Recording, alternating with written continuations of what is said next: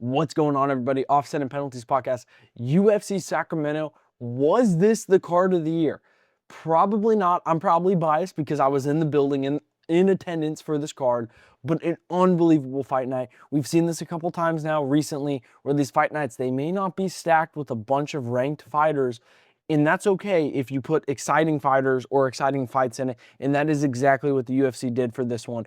Unbelievable card. We had 13 fights, 10 of which were finishes, and of the 3 that weren't finishes, 2 of which were bangers, were absolute barn burners. We had one not so great in the co-main event, but besides that, it was just an unbelievable event.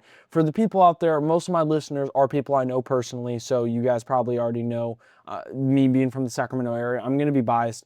The Sacramento area is so disrespected for how great of a sports city Sacramento is and how great of a combat city Sacramento is. Everyone knows Team Alpha Male with Uriah Faber, but a lot of the early WEC days and the early UFC days had a lot of history in Sacktown, and this was their first return to Sacramento in 7 years, since 2019.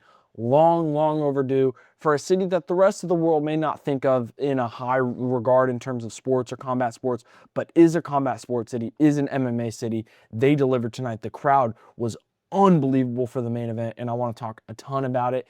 If you're here already, Instagram, TikTok, at Offsetting Penalties, follow, get the clips, the updates from the pod. And if you're here, you might as well subscribe to the YouTube. You might as well, right? It doesn't hurt to. So I appreciate everyone's viewership. As always, I appreciate you being here, rocking with me. Let's talk about UFC Sacramento. Let's talk about that main event. That was a war. That is the only way you could put it. That was a war for both these guys. Gregory Rodrigues gets the win over the Sacktown guy, Anthony Hernandez. RoboCop won 4-1 on one judge's scorecard. I had it scored 3-2. I thought Fluffy Hernandez won round 3 and won round 5. What a fight. Just what a fight. My respect for Gregory Rodrigues has just rose from this fight. Gregory Rodrigues was a guy, and based on the way he fights, you always thought, just extremely powerful, extremely dangerous, but has a cardio issue. And I think a lot of that had to do with his first main event spot in the UFC, which was against Jared Cannonier. That was an Apex fight night. And it was very similar to this one, in which Gregory Rodrigues was in control early and won the fight, or looked like he was going to win the fight early. And Jared Cannonier kind of like survived the storm and poured it on him once Rodrigues gassed himself out.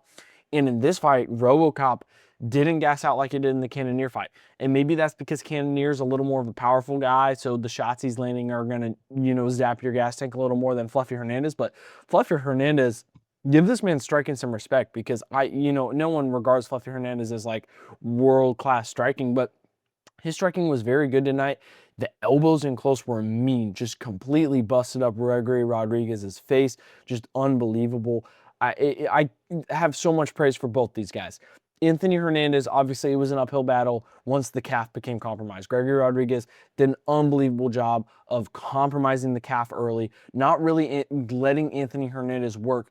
And it's very, very easy to say, oh, switch to southpaw, which he did. And to Anthony Hernandez's credit, Anthony Hernandez, when he switched to southpaw in round 3, that was the first round of the fight that he won, in my opinion. And that was the first round of the fight where it looked like, oh, Fluffy, he has something. And he started to do it at the end of round 2 as well, which was a big, big moment in this fight. And to give him credit, he did that. But when you have one leg compromised like Anthony Hernandez did, it is so hard to operate in every facet of the game, because Anthony Hernandez is naturally an orthodox fighter. So every time he's exchanging or he gets a little wobbled, just muscle memory, repetition from fighting your whole life is to go back to orthodox. So there were many times in this fight where Anthony Hernandez was consciously trying to fight southpaw, but when you just get in the heat of the moment or whatnot, you switch back to orthodox because that's your muscle memory. That's what you do. The other thing is, let's say you do switch to southpaw, which he did a good job of. Even with that lead leg being, it's not your lead leg anymore, it's your rear leg that's compromised, it's still so hard to do a lot. Your movement is compromised no matter what, no matter if you're orthodox or southpaw.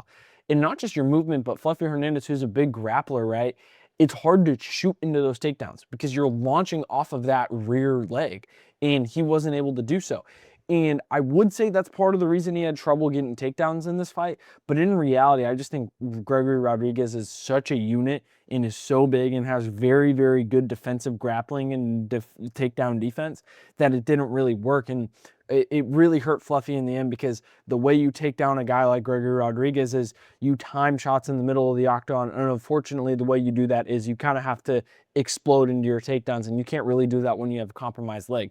So unbelievable by RoboCop to sense the calf kick, batter it, and then really continue to batter it, because like Gregory Rodrigues did a remarkable job of throughout the fight. When Fluffy Hernandez would switch southpaw, he wasn't trying to force calf kicks or anything, but the second Fluffy Hernandez would go orthodox for a second, RoboCop was on it with the calf kick, and that won him this fight. But that wasn't the only thing. Obviously, the amazing counter grappling on the fence, right? Not allowing Fluffy Hernandez to really take down the fight as much as he wanted to, but the cardio, right? Because like I mentioned, Gregory Rodrigues is a guy who has struggled with the cardio, specifically in that Jared Cannonier fight. And for him to be present in this fight, not getting melted away by Fluffy's pressure, because Fluffy has done this to many guys. Anthony Hernandez has broke many guys, and when she's just shooting takedown after takedown after takedown, he's wearing on you, he's landing these knees and elbows in close, right? He weaponizes his gas tank. And to give Gregory Rodrigues credit, he didn't let Fluffy Hernandez's gas tank melt him away and win the fight for Fluffy. He stayed present in the fight. He was there, and he just did a remarkable job of that. And my stock for Gregory Rodrigues rose from this fight, because as much as before this fight, I thought of Gregory Rodrigues as a fun, dangerous middleweight who I actually kind of leaned winning this fight prior to this fight. I thought it was closer to a coin flip than anything, but I did slightly lean Gregory Rodrigues. But I didn't really view him as a title challenger or anything. And now this win over Fluffy Hernandez, it wasn't like he knocked him out early like we've seen RoboCop do before. But he was able to go 5 rounds, compete with Fluffy, even when Fluffy was weaponizing his gas tank as many times as he has. Just unbelievable by Gregory Rodrigues to be able to win that fight in that way. For it to be a war, and for your gas tank to stay there, for your power to stay there, just unbelievable. So my ceiling for Gregory Rodrigues before this fight was, yeah, maybe he could break into the top 5. Now I'm like, I could see this guy fighting for a title eventually, especially because middleweight is a great division, but it does feel like there aren't many like glaringly obvious title options, right? The UFC doesn't love Brendan Allen. Imavov should be next. Is he going to be next? Who knows? Who knows what's going on with Hamzat, if he's going to get a rematch or what's the deal with that. DDP's still there. DDP's amazing. He's coming off of a great win. Like, it's a very strong division, but it's a division in which you can make those jumps and you can catapult yourself into the title conversation very quickly, because it seems like a lot of the guys who are in that title conversation, the UFC don't favor very highly. And Gregory Rodrigues is a marketable fighter. He's a fun fighter who gets finishes. I think the ceiling for me, is he going to be a champion? I don't think so.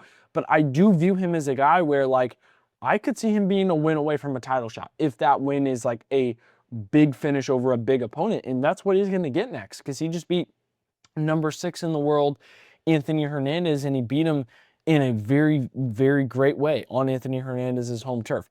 Let's talk Fluffy for a second, because the grit of this guy, to have that leg gone and to stay present in the fight, to stay there, to continue shooting takedown after takedown. I mean, his gas tank is unbelievable. He's gotten the nickname Mexican Marab, and I kind of see it, dude, because his gas tank is so just ungodly. His cardio, he looked good coming in this fight. He was leaner than I think I've ever seen Fluffy Hernandez be ahead of a fight.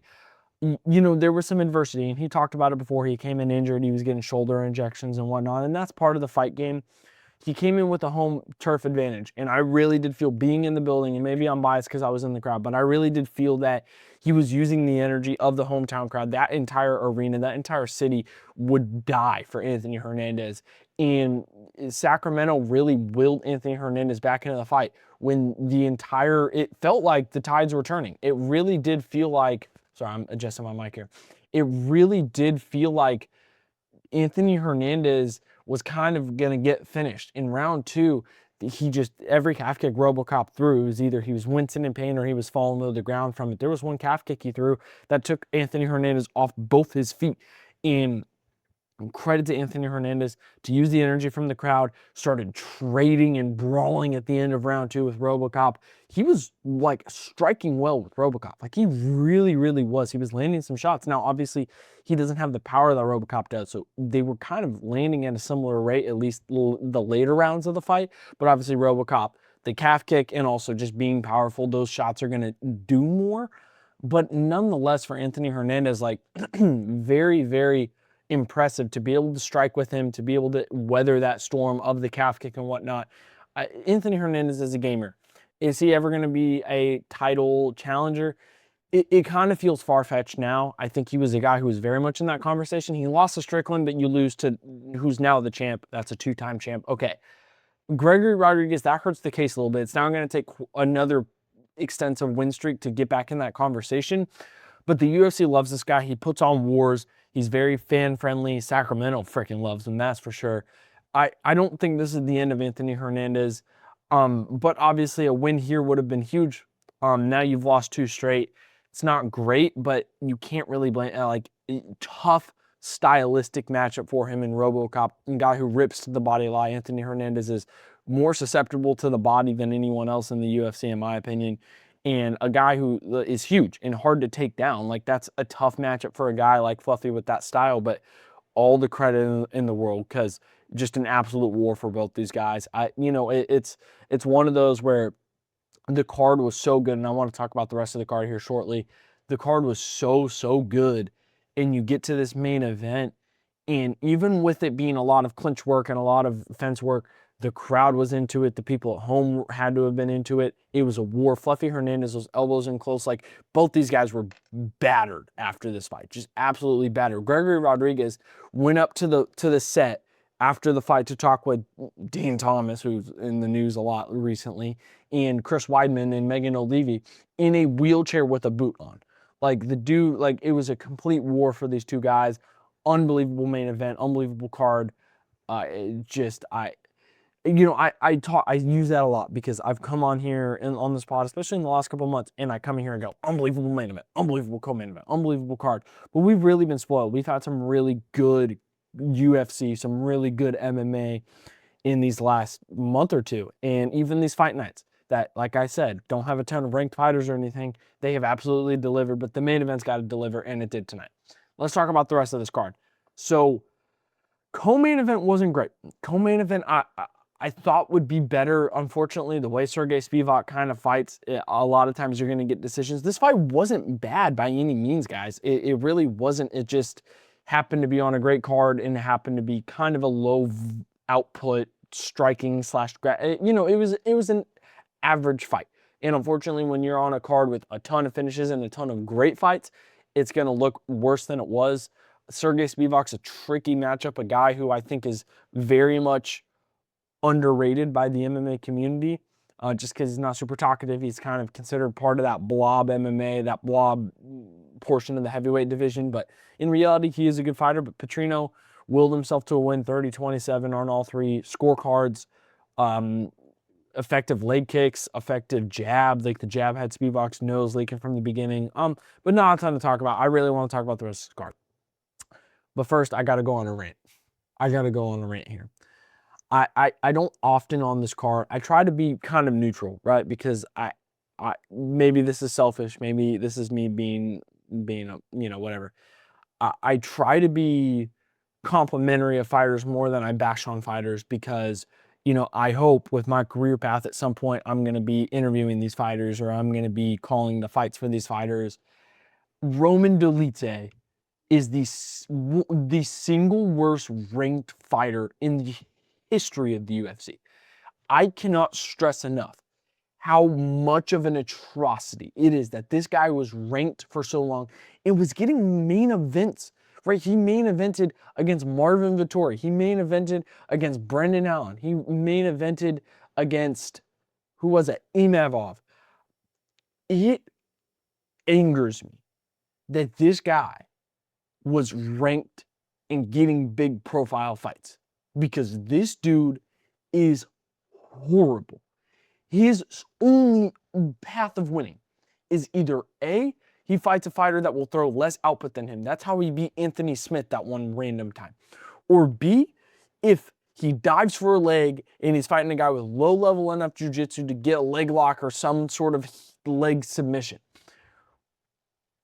The fact that this guy had the audacity to show up, do an entire fight camp, train with Sean Strickland and Anthony Hernandez, and to show up and fight Rainier de Ritter, a former double champion in his previous organization, one of the best BJJ guys in the UFC, and to dive on a leg, you have no, that is as baffling, and there were some horrible game plans in this card, Kennedy and Zechiku. I'll talk about you a little later.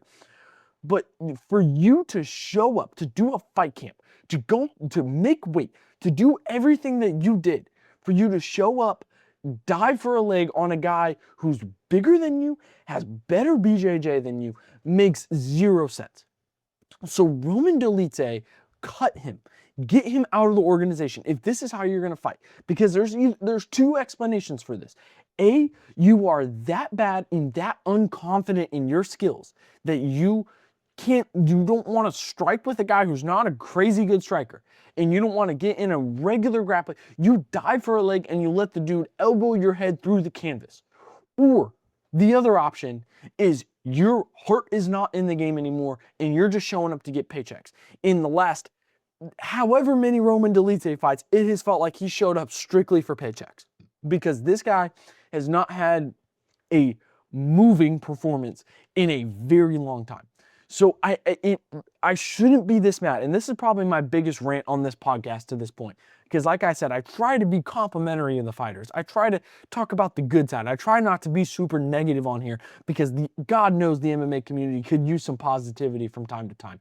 But oh my God, why is this guy in the UFC? Why was this guy ranked for so long? Why were you giving this guy main event slots? Rainier de Ritter is an unbelievable fighter, and a guy who kind of got disrespected because he was at middleweight when he shouldn't have, and he had two tough matchups in Brendan Allen and Kyle Bahia. Why in the world would you think the game plan is to dive for a leg for a guy with better BJJ than you and who is bigger than you and has good ground and pound? Makes zero sense. He's either that dumb and that bad, or he's showing up for paychecks. And I think he's showing up for paychecks, because I've seen Roman Dolidze fights that aren't good, but aren't that stupid and that bad. That was that bad. That is as bad as it gets. And it's been like that for a couple fights now. So, Rainier de Ritter, unbelievable performance. That's what you do. If a guy's going to dive for your leg, if he's going to do that, you elbow his head, you smash his head into the canvas. And that's what he did. So Rainier de Ritter, being a great grappler, I don't think he ever felt like he was in serious trouble when Dolidze was trying to dive for his leg. Like, I think he rolled anytime Dolidze rolled or tried to do something. Rainier de Ritter just flowed with it, and he continued to find ground and pound shots, and eventually Dolidze quit like he likes doing. So that's my Roman Dolidze rant. I can't believe that that man is the person that's gotten me this heated on the podcast. Maybe the adrenaline's just going. I kind of crashed after the card. I was exhausted, but now I've downed half a ghost. Ghost sponsor me at midnight, by the way, which is not smart at all. But God, it just, okay. Roman Dolidze, cut him, UFC. Let's talk about some more cards. Let's talk about some more fights. So let's go through the rest of this. Let's go through the rest of this main card, if we will. So, Marquel Medeiros, Mason Jones, I'll center these guys. That was an unbelievable scrap. Mason Jones is one of my favorite fighters in the UFC, just because he scraps every time, right? Like, he's not going to win every fight, but it is a war every time Mason Jones steps into the octagon. He got a tough matchup with Marquel Medeiros, who was actually a huge underdog coming into this. I didn't realize the odds were that bad on this one. Medeiros is a very slick striker, a very good striker. He's big for 155. And Mason Jones will always walk you forward. Mason Jones will always throw a bunch of volume and try to break his opponents. His fight versus Axel Sola earlier this year is the fight of the year thus far, in my opinion. And Mason Jones was doing what he likes doing, which is being on the front foot, pressuring fighters, trying to make it a war. And it was a war, but Medeiros just did an unbelievable job of letting him do that and walking him into shots, and especially the elbows. Medeiros kept hitting Mason Jones with elbows and elbows. And then the finishing sequence in round 2 was a couple elbows and then followed it up with some shots. Mason Jones was out on his feet. Like, it was a standing TKO, but Mason Jones was not present at that moment. It was a great stoppage. Unbelievable performance for Markel Medeiros, who I think is a guy who could be looking in a ranking shot. Like, he's that good. He had a controversial fight against Chris Padilla last time out that initially he lost and then it got ruled the draw afterwards. It was very controversial, but Medeiros is a hell of a fighter, and I'm very, very happy that he got a win like that. I hate to see that to Mason Jones because I love Mason Jones, but Mason Jones is going to show up. It's going to be war every time. And if you see Mason Jones on a card, get excited because he's that good. I'm going to get a sip of water. That Roman Delite rant wore me out, dude. Okay.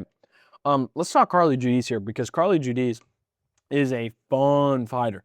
Crispy Carly is her nickname. Her striking is crispy, dude. It is like she has like these kicks. She's got like a very wiry build. And as we've seen a lot of times, like those wiry people in UFC, those wiry builds generate a lot of power, a lot of pop. She was hurting Chavez to the body early in this fight. And I also think Chavez is a good fighter. I just think this is a tough matchup for her. Carly Judice was hurting her to the body early, and I'll give Chavez credit. She landed a couple shots, but they were all looping, and Carly Judice, and she said this in her post-fight interview, everything, the game plan was down the pipe. It was teeps, it was jabs, it was crosses, and good for Carly Judice because it was a teep that won the fight, straight to the gut, toes right under the rib cage, like the worst place to get a body kick, except to the liver, of course. Just a nasty, nasty teep kick, and that started the finishing sequence. And you know, when you get hit to the body, you're not quitting. You just shut down. You just shut down. You don't really have a choice. Carly Judice is deserves someone in the rankings. The fact that she was on the win streak that she was, and they gave her a, you know, like a undefeated prospect who in her second UFC fight didn't really make much sense to me, but she got the job done. And what I really think was good about this was she got such a highlight reel. She got a performance of the night. And she did it on the main card, right? That means the UFC favors you. If the UFC is putting you on the main card of a fight night in which there were many good prelims that could have had a main card slot, then that means the UFC is trying to build you, is trying to get some hype on your name, and that's how you capitalize on it. Carly Judice is going to fight for the rankings next, and she is a fun striker. I saw someone on Twitter say this, not that this would ever happen. Dakota Ditcheva, who's in the PFL, like a Carly Judice versus Dakota Ditcheva, because they both have the same build. They're both in the same weight class. They fight similarly. Judice is more kickboxing, while Ditcheva is more Muay Thai. Would be a fun fight. Not that that's ever going to happen, but just to kind of compare like the caliber, I think Carly Judice's striking is on a Ditcheva level. Different types of striking, like I said, but I think it is on that level. And Anthony Wint, this is a cool story. Obviously, he's fighting a guy who took it on short notice, was a huge favorite in this against Terrence Chapman. Anthony Wint got the job done, got an arm triangle in round 1. You know, take the guy down, a guy who's much bigger than you, and just find the finish and do what you're supposed to do is a massive favorite. The thing about this everyone's talking about is he fought 10 days ago, 11 days ago on Dana White's Contender Series. He said, I'm not leaving Vegas until you book me a fight, and they booked him a fight, and that's how you get hype on your name. We saw this with Baisan Susukhaev, right?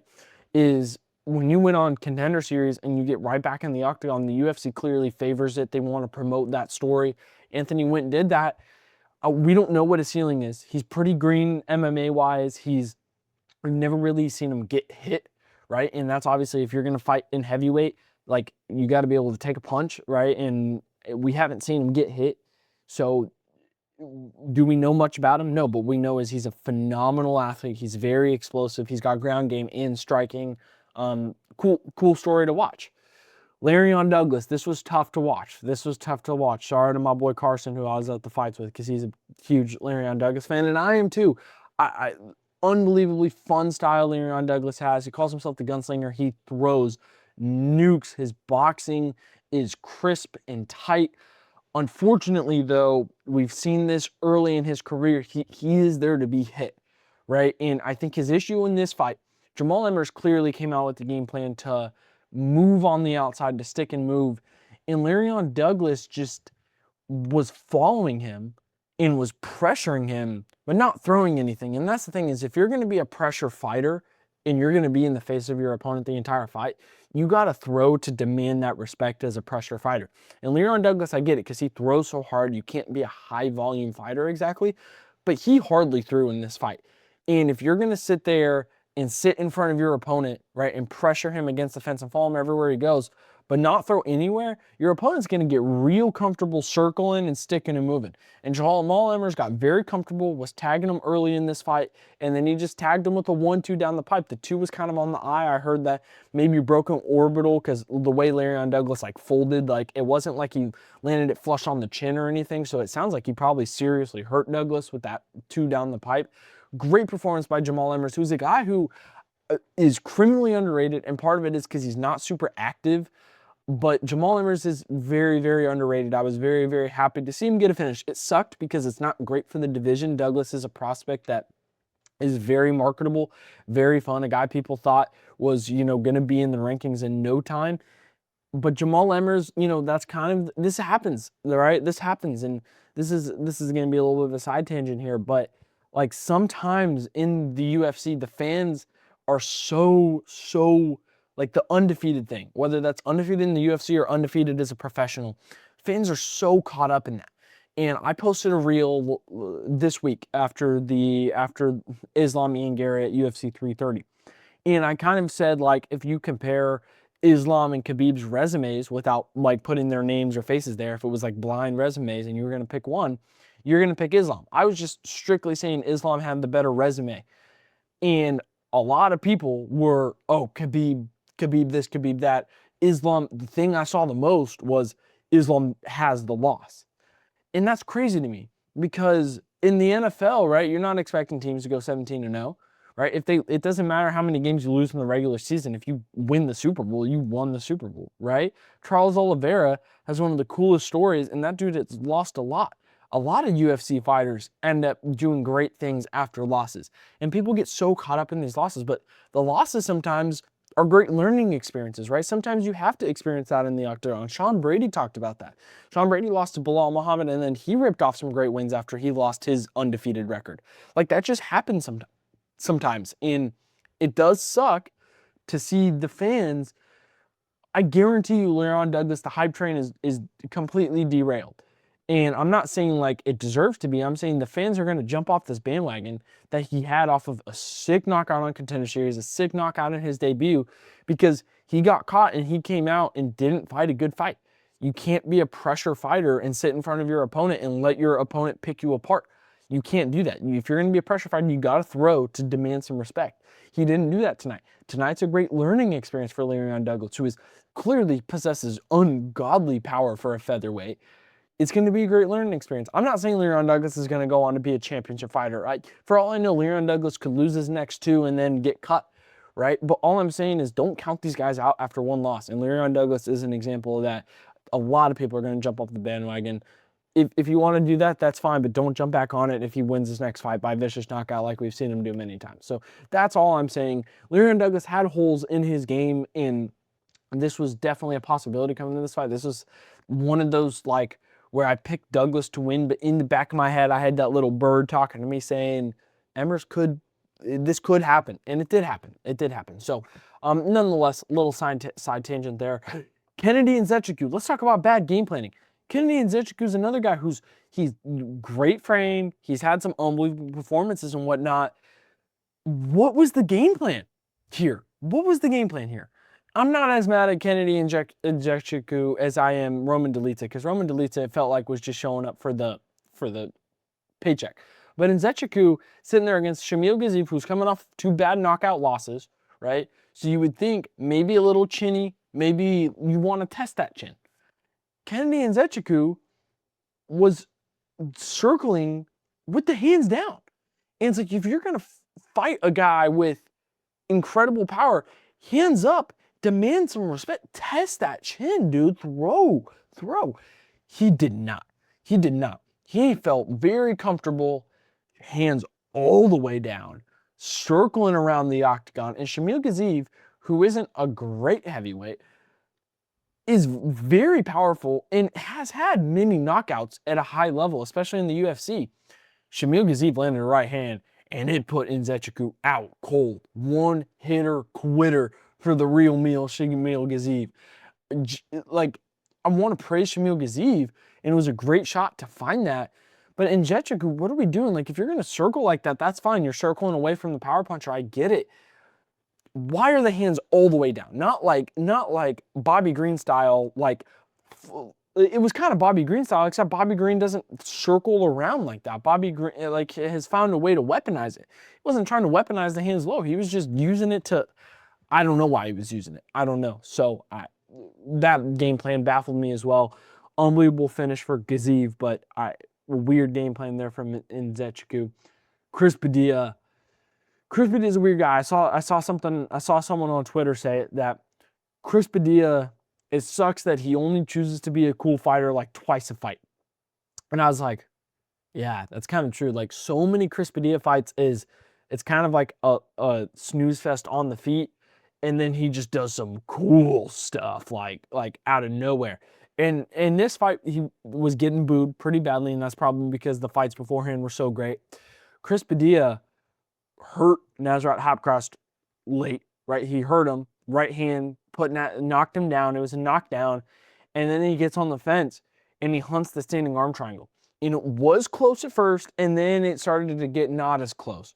But then he used it and he threw Hapcross to the ground, locks it in, puts Hapcross out cold.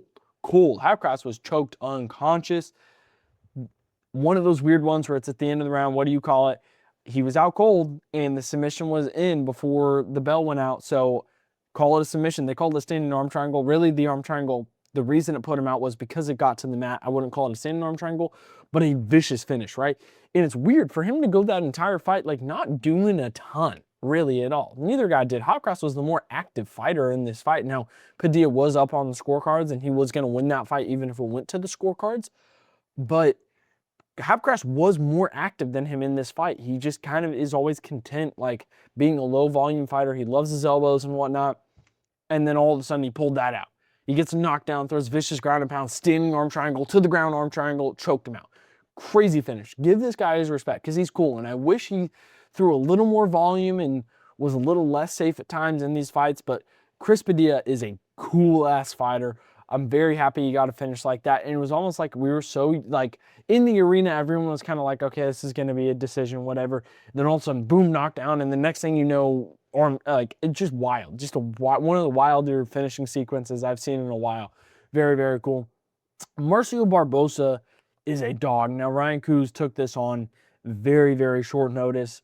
Marcio Barbosa is another prospect that's really, really cool, very, very powerful. Not like Le'Veon Douglas power. Like, Barbosa's power is more precise, tight. He just touches the chin.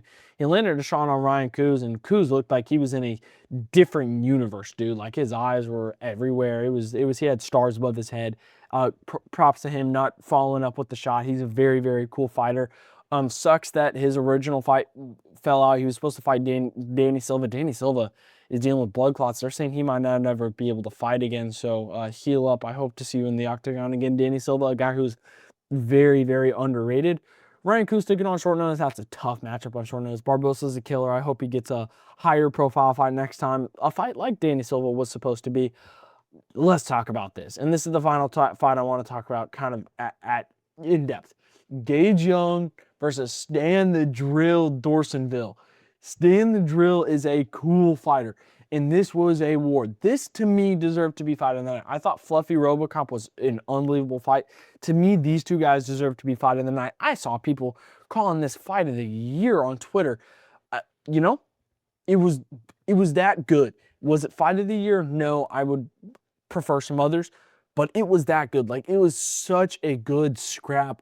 Back and forth. There was grappling. Gage Young found the rhythm in round one, and Stan kind of felt a little, I don't know how to, like, in round one, he just, like, looked a little slow. It just, maybe octagon jitters. They took this on 10 days notice. It could very well be that. Then round two, round three, he started to turn it up. He was landing on Gage Young. He was, Stan the Drill is cool. He's a front foot fighter. It can look a little sloppy at times, but he's a front foot fighter who puts the pressure on. He's well-rounded. He's got a ground game, too. I was very impressed by him. And Gage Young's a really cool fighter, too. Like, I want to give respect to Gage Young because you can't have a a crazy scrap like this one and two guys, both guys have to be willing to tango, and they both were. And Stan Dorsonville was the one who ended up getting it. I agreed with the scorecards, rounds 2, round 3. It's hard for me to put into words. Just go watch the fight. If you didn't watch the prelims, go watch this fight. It was awesome. The crowd was there early. They were there. They were going crazy for it. Like, it was a proper scrap. Like, that's the best way I could put it, a proper scrap. And honestly, it was so long ago now that I'm having trouble recalling, but it was such a fun fight. They were getting each other's faces in between rounds, like genuinely just a proper scrap. I encourage you to go watch that if you can. Wes Schultz, Jackson McVeigh, the two clones fighting each other in this one. Wes Schultz got it done. Or no, Jackson McVeigh got it done. See, they both look alike. Ended up getting a nasty knee to the midsection. Very, very good finish from McVeigh.